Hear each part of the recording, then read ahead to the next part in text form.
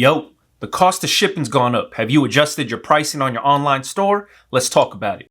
Big Sife. Fat Man Scoop, Brooklyn Clan. What's up, y'all? This is Fat Man Scoop.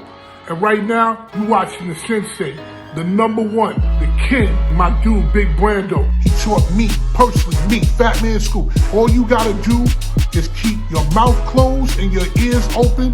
Listen to the man talk. That's knowledge personified right there, and I wouldn't trust nobody else but my dude, Big Brando. And I said it. Fat Man Scoop, Big Brando, let's go!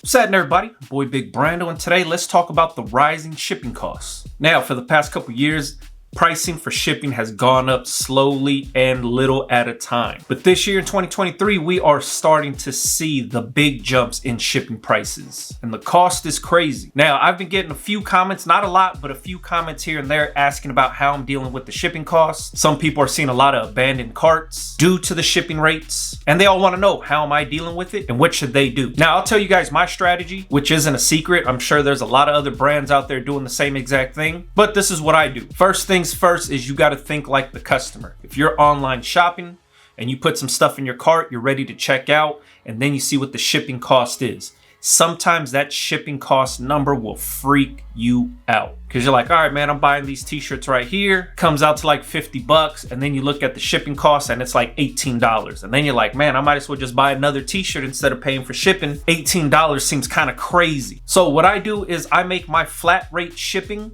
a standard number. So let's say I'm shipping everything priority through USPS or through the post office. And let's say shipping one t-shirt costs like $10 to ship it priority. Now, the numbers that I'm giving you aren't probably actual numbers, but just for the sake of the video, I'm giving you guys an example of how I do this. So shipping something priority costs $10. Now, let's say the t-shirt that I'm making only cost me $5 to create, right? Let's say $4 for the blank, $1 for the transfer that's pressed on it. And whenever I sell something retail, I like to triple my investment. So if it costs me $5 to make, anything over $15 is good for me. Now, if I just put that shirt up for $15 and priority shipping was $10, by the time the customer gets to the checkout screen, that $10 priority shipping thing will freak them out because it costs just as much as the t-shirt does. So this is what I do. I know I want to get $15 off that t-shirt. I know priority shipping costs $10. Usually what I would do is I would build half of the shipping cost into the retail price. So now if I price the shirt at $20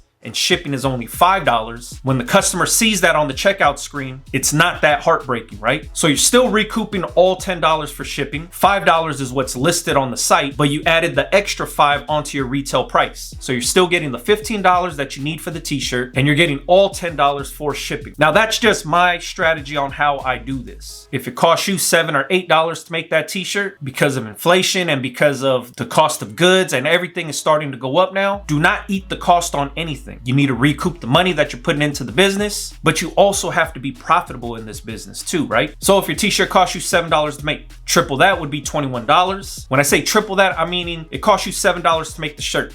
You want to recoup the original $7 it took you to make that shirt. You want to recoup another $7 to fold into the business to create another shirt. And then that other $7 goes into your savings, or it goes into business expenses. It goes into whatever. So when I say tripling your investment is $7 to create the shirt, you need to get that $7 back. Then you get another $7 on top of that to recreate another shirt to build up your inventory. And then that other $7 goes into savings or business expenses or whatever it is. This is what I'm talking about when I say I triple my investment when I sell anything for retail. This isn't for contract printing. This isn't for custom t-shirts. This is for creating a retail price for your branded t-shirt. That's what I'm talking about when I say triple your investment. So like I said, $7 for the t-shirt, you need $21 out of that shirt, and shipping is $10. Same exact thing. On my site, I would make it say $5 for shipping, and then I would take the other $5 and put that onto the retail price. So I need $21 off that shirt, the extra $5 for the shipping. Now my retail price would be $26.